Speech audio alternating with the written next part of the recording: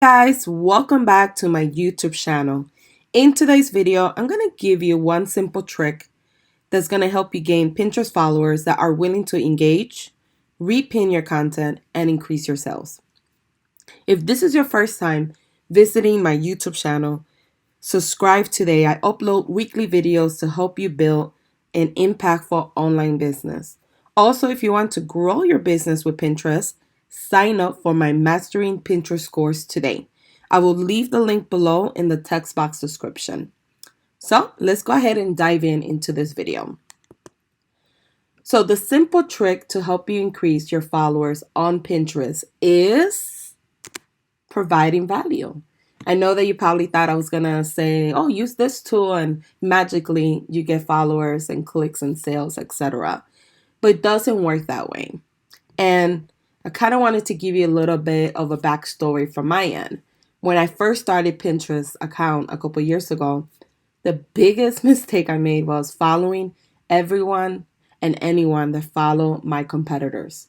And I thought that the more people I follow, the more followers in return I would get, and therefore it will help me grow in Pinterest. And in the beginning, it did help me grow my followers in the beginning, but these were followers that were not interested in engaging, repinning, nor clicking on my content. The only reason they were following me back is because they were doing the same thing. They wanted a follow for a follow. So these people were not interested in my content at all. And one mistake that you could do when you start following other people's followers is that you don't know if a percentage of those followers are fake. So you might be following fake accounts also. So just keep that in mind. And I will be just completely honest. I was chasing the vanity, right? The metrics vanity. Like I wanted that social proof that I have a lot of followers. But what I started realizing is that in my digital marketing career now for over 10 years, is that vanity doesn't mean anything because you could have, let's say 30,000 Pinterest followers and not make any money. And chasing the vanity or chasing followers don't pay the bills at the end of the day. You could have 500 or 1,000 Pinterest followers that are loyal, that love your brand, that click, engage, etc., buy your products, and make a lot of money with that amount of people versus someone that has like 30,000. You're like, wow, how did they do it? Don't look at those type of numbers because at the end of the day, it doesn't matter if you're, following the wrong people with the wrong intentions. They just want to follow for a follow, or they might be even possibly robots accounts, right? They're not real accounts. They're fake accounts. So I personally also expected people to like, to share, to comment, and I wasn't delivering anything meaningful for my audience. Now, my content was pretty good. I was writing all about digital marketing, and I was in a space that there was so much competition, like Neil Patel and all these big people, and I was like a little fish trying to, make myself known. However, one thing I realized is that niching down on a niche or focusing on a niche is better than writing a huge niche, like writing about everything and anything digital marketing. And I ended up following over 70,000 people. And I remember only having less than 1,000 people that were following me back, but they were not my target audience. So they didn't have no intention of engaging with my content, products or services, or buying from me, or getting in my email list. So the first couple years of my digital marketing career was a lot of trial and failure, trial and failure, trial and failure. And I'm glad I had those because it makes moments like today, I'm able to teach that to other people, the ins and outs, and even showcase my mistakes and be honest about it.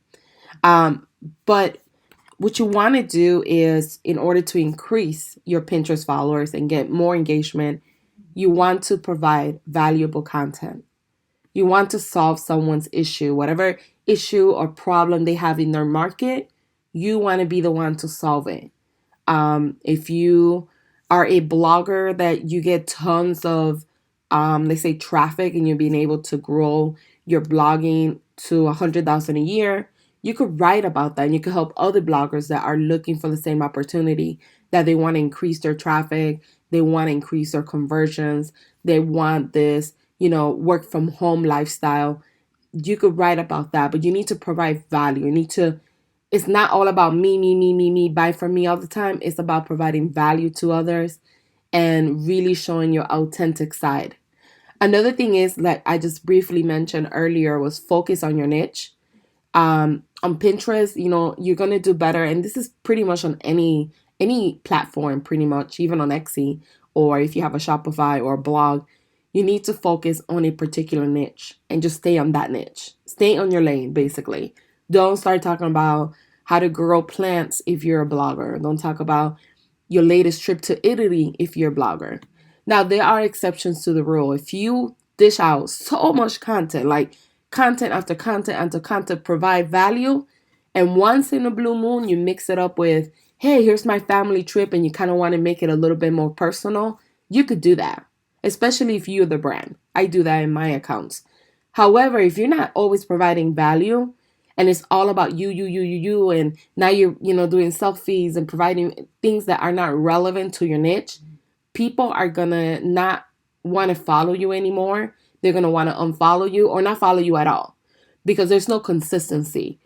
So focusing on your niche is really important. And on Pinterest or any other social media platform, always respond to comments. If you get a comment and somebody says, hey, I love this pin, thank you for sharing, be polite and respond back. In the beginning, when you don't have that much traction and you don't have like 60 messages per day or even more than that, it's really easy to respond to 5, 6 messages. It goes a long way. People feel like you're listening.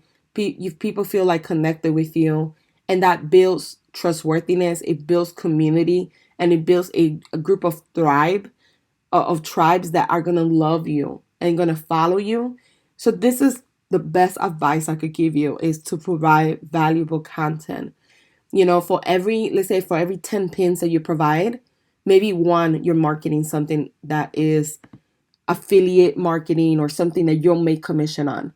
But every other 9 should be value, value, value, value, value, value, value, and then maybe something that you will make money from. Value, value, value, value, like that. It shouldn't be spam, spam, spam, spam, spam, one value. Spam. And that's what I used to do before. Now, before I didn't really, in the beginning, I wasn't really focusing on affiliate marketing or trying to make any sales. But I was just chasing more the metrics, and that didn't do any good for me either. And I'm going to show you a pin that's kind of embarrassing, but I'll show you guys so you guys could see in the next slide. And this is my awesome results.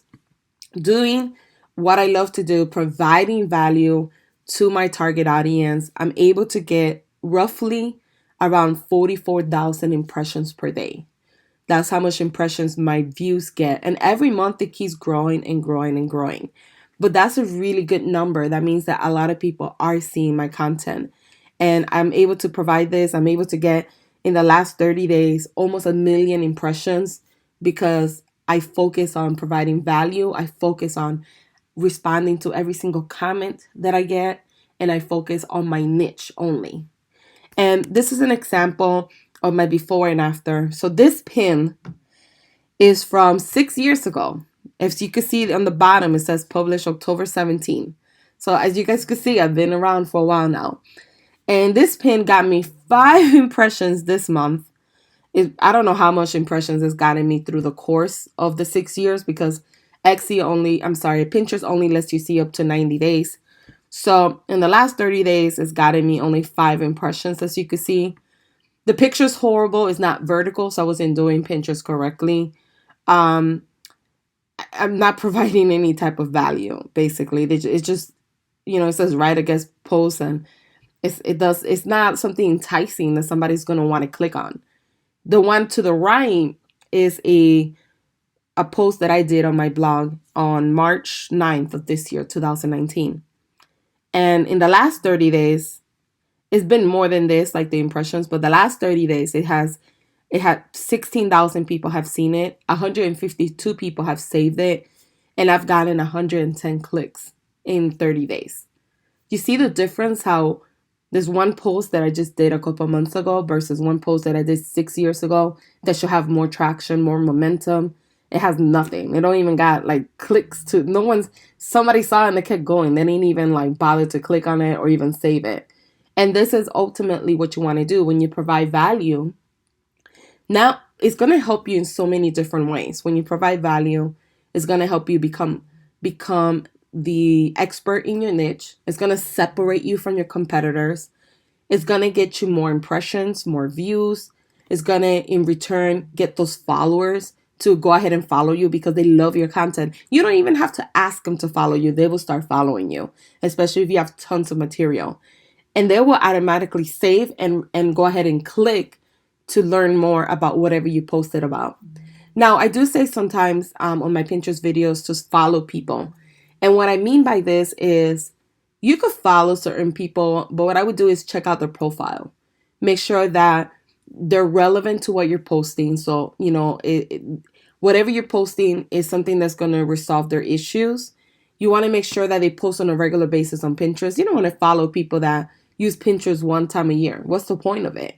So you want to follow someone that constantly posts all the time. And then my biggest advice is to follow people that ping your stuff. So if you check your activity and you start seeing that, this one person pinned like 4 pins, go back to their account, follow them, and do the same. Start resharing the content. Even send them a message saying, hey, let's say it's Nancy. Hey, Nancy, thank you so much for sharing my content. I really appreciate it. Let me know if there's anything I could do for you. And that's it. Just something sweet and short. And by doing that, you'll see a huge improvement in the quality of people that follow you, that have an intent to click, engage, repin, and possibly turn into sales. So that's what you want to do. That is the secret, I guess, of gaining valuable Pinterest followers. Guys, if you enjoyed this video, please give me a thumbs up, show me some love, and don't forget to subscribe today. Thank you guys for watching.